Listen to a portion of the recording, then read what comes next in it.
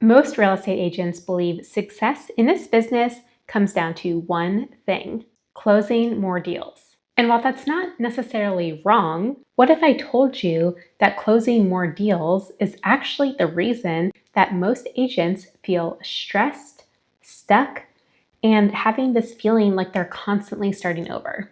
There are actually 3 different career paths in real estate, and only one of them truly builds long-term wealth and freedom.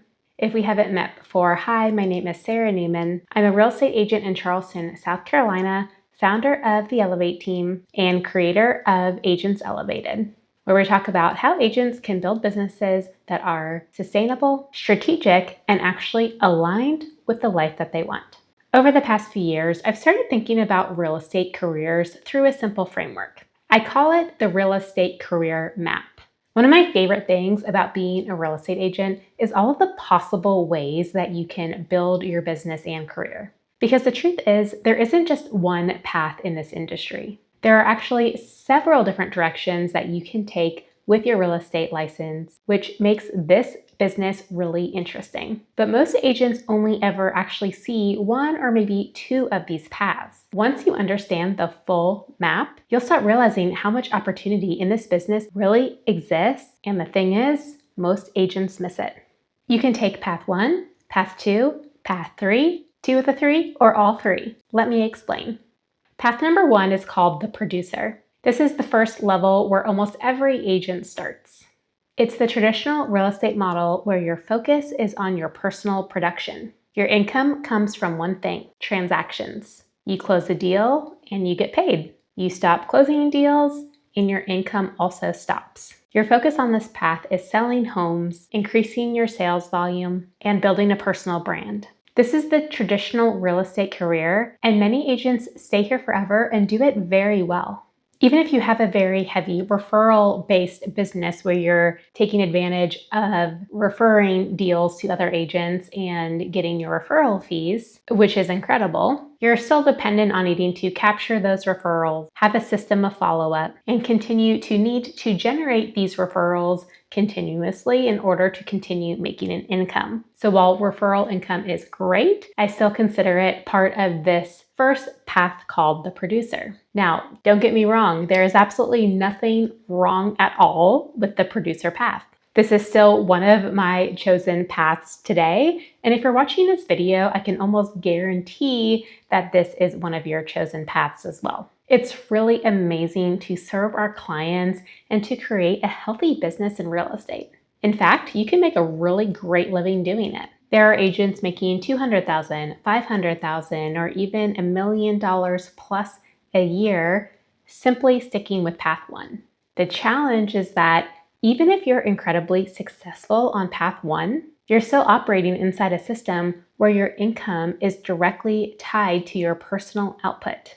This is called active income, and it's why so many agents feel like they're always on this transaction hamster wheel. Every January, you basically feel like you're starting over. And every time you close a deal, you're essentially unemployed again until you get the next one under contract. There's really no end in sight, because even though you're not being paid hourly and trading time for money in that traditional sense, you're still limited in the amount of money that you can earn because your income is capped based on the level of transactions that you can personally execute.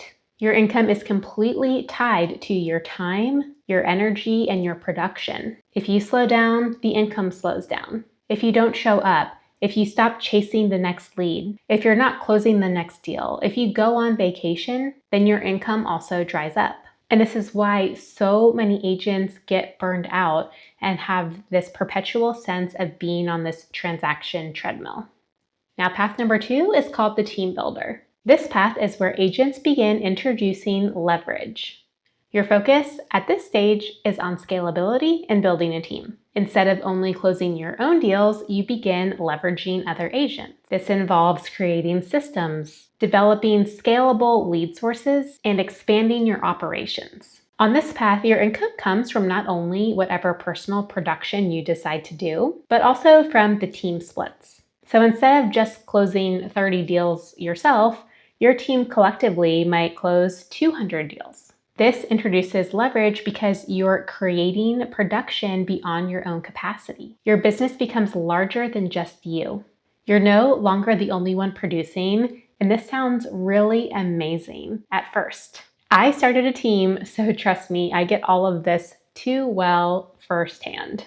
The thing is, many teams still operate very heavily on production pressure. Your expenses increase because now the team is responsible for paying for additional things like tools, operations, lead gen, and support staff in order to keep the whole operation running. It's a higher level business, but it can still be very demanding. On this path, you are required to step into leadership, manage people, recruit and retain agents, solve problems, and most importantly, keep your team profitable. Or else, what's the point? At the end of the day, nobody wants to work harder and produce less income.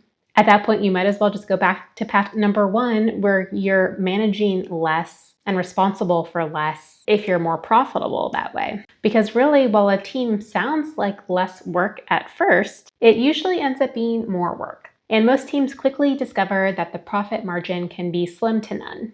You either have to scale your team up to a large number of agents, or most teams end up dissolving sooner or later. Michael Hellickson, a top real estate coach, recommends at least 25 agents as the bare minimum on a team. Now, maybe you could get away with 10 to 15 and still make a profit. There's so many ways to set up teams as far as the splits and what you're paying for and not paying for and how you're managing it. So you might be able to find your secret sauce that works for you here on path number two while still being profitable. And don't get me wrong, I'm not trying to discourage you from starting a team if that's what you feel called to do. There are some amazing teams out there, and some agents are really cut out for this path. I quickly discovered that I was not one of those people that was cut out to lead this big team or go down the traditional team path. I quickly scaled my team down to just 4 of us. I run it in a more unconventional way, which I can talk about in another video. If you're interested, just leave a comment below and let me know that you would like to see that kind of content. But what I can tell you right now is to not get caught in the illusion that starting a team is going to allow you to get out of personal production, aka path number 1, yourself. Your team would have to be doing hundreds and hundreds of deals per year in order to make that happen if that was your goal, and that doesn't happen overnight or without a lot of work and leadership. So yes, path number 2 can be successful and enjoyable and profitable for the right agent. I just think that the idea of it can be more seductive than the actual reality of what it takes, and that a lot of agents just aren't going to actually enjoy that path and all that it requires. Okay, so we've talked about path number 1 and path number 2. There's still a third path that most agents never even think about. Path number 3 is called the wealth architect. On this path, your entire outlook, mindset, and questions that you're asking yourself changes. Instead of just simply asking, how many deals can I close this year? You start asking questions like, how do I build structures that continue producing income over time that aren't dependent on me? Your focus on path number 3 is building long-term wealth and freedom while creating value in the world. Because really, think about this.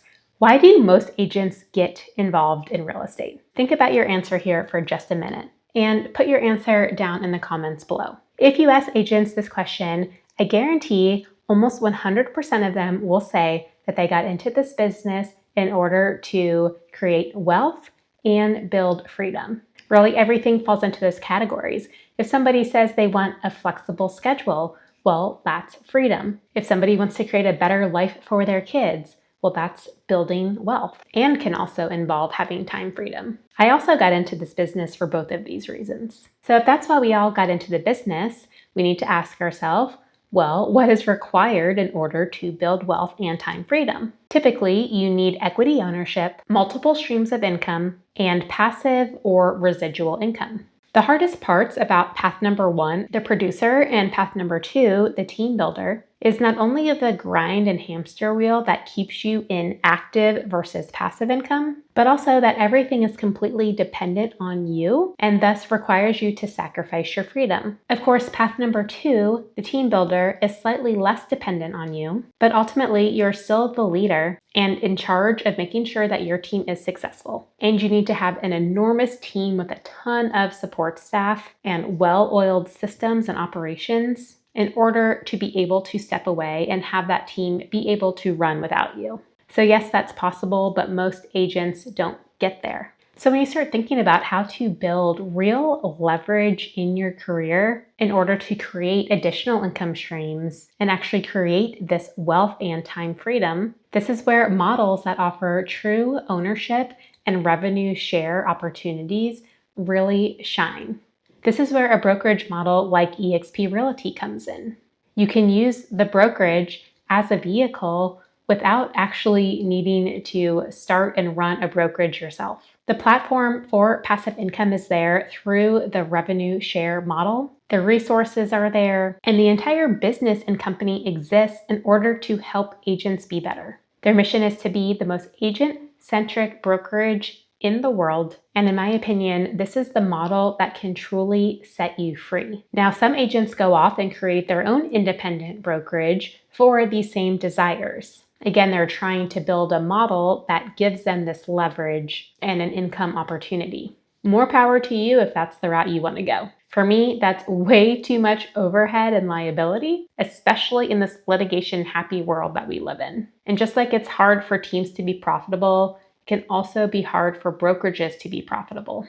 Of course, there are tons of small boutique brokerages out there, and you may be an agent right now at one of these brokerages, and you may be very happy. And if so, that's awesome.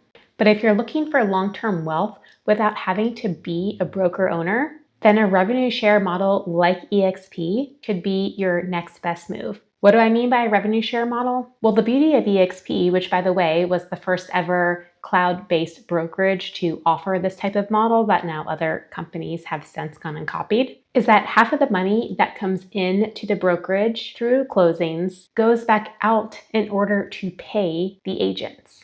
When you sponsor, attract, recruit, whatever word you would like to use, other agents into the company, it introduces another layer of income. Instead of only earning from your own transactions, you can also earn income when agents that you've introduced to the brokerage produce or have closings, when those agents grow their businesses, and when those agents' networks expand. So your income is no longer tied to only your own production.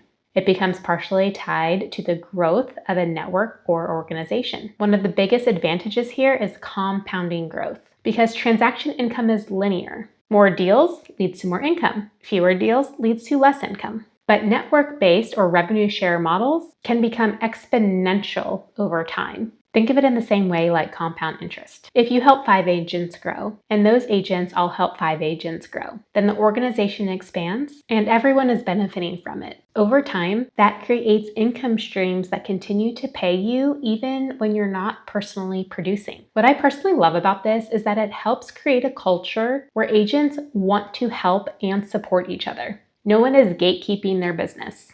Agents are motivated to help other agents succeed, and it creates a win-win model and such a positive, uplifting environment that is really truly hard to imagine unless you've experienced it. When I first got into real estate, I was actually pretty intimidated and wasn't sure that I was cut out for this business. My only reference for it was TV shows and things that I had heard about real estate agents and the industry, which made it all seem like it was super cutthroat, that people were undermining one another and talking bad about each other, and that it was just going to be really brutal. And this preconception almost made me not even want to get into real estate in the first place. I'm so glad that I didn't let that preconceived notion stop me. But I do know that at some other companies are more competitive and aren't sharing all of their best secrets with other people at the brokerage because why would they? They're not getting any type of benefit or value from it. So it would really just be out of the goodness of their heart that they want to share with people. But most agents want the business. And so they're not going to share, for example, their best listing presentation with other agents because it doesn't benefit them. But here at eXp, it benefits everybody, when agents that you bring on also perform well, you want them to succeed. You are genuinely motivated and excited to help other agents because it's good for them, it's good for you, and it's good for this company at large that you also have equity ownership in. I'm not going to get into equity ownership in this video, but that is another component of this brokerage. So this wealth architect path really diversifies your income. Real estate is cyclical, markets shift, interest rates fluctuate, transactions can slow down. And maybe you live in a part of the country where transactions are really slow right now and homes are losing value. But other places, like here in Charleston, are steady and maybe even thriving. What if your income wasn't just dependent on your market in your city? It really helps hedge your risk. When you rely only on your own closings, your income is volatile. What happens if you personally get sick and can't show up for your clients? Or if a family member becomes sick and you really have to stop what you're doing and take care of that person for months or longer? You have no income coming in if you ever need to step away from your transactions business. Plus, what about when you want to retire someday? Hopefully you've been saving for that. Maybe you haven't. But either way, typically when you retire, your income stops. But when you build an organization and additional revenue streams, you're effectively building something that can continue producing value over time. That's when a career becomes more like a business asset, not just a job. And this is where your real estate career can become incredibly powerful because you're not just building income, you're building long-term wealth and freedom structures. So to wrap this all up, real estate is one of the most flexible and opportunity-rich industries in the entire world. It's one of the few careers where you can build income, leverage, and ownership all from the same license. Most agents just never realize how many directions their career can actually go and only use a small fraction of what their license actually allows them to build. Some agents love production and stay there. Selling homes as a producer is an incredible way to build income. But for many agents, the next evolution of their career is figuring out how to build leverage to that income by building wealth structures that will last for decades. And the earlier you start thinking about that in your career, the better. Your future self will thank you. And of course, these paths are not mutually exclusive. You can explore one of them, or you can combine all three: production, team leverage, and true wealth and freedom building through an opportunity like revenue share models. Now, of course, there are other ways that you can create income in real estate beyond these three paths. You can buy investment properties. You can coach and train other agents. You could have additional services you offer like staging and property management. So these three paths outlined today are not a full list of ways to monetize or build a real estate business, but they are what I consider to be the three foundational paths for all agents. This is your bread and butter when it comes to transactions and how to build a business around production. So if you're an agent that wants to build a real estate business that's strategic, sustainable, and aligned with the life you want, make sure you subscribe to this channel, Agents Elevated, because this channel is all about helping agents play the long game in real estate. And if you're interested in path number 3, the wealth builder, then let's chat. I offer a no pressure, confidential call to talk through the opportunity and see if it's genuinely a good fit for you. You can book a call on my calendar in the description below. Thanks so much for watching, and I'll see you in the next video.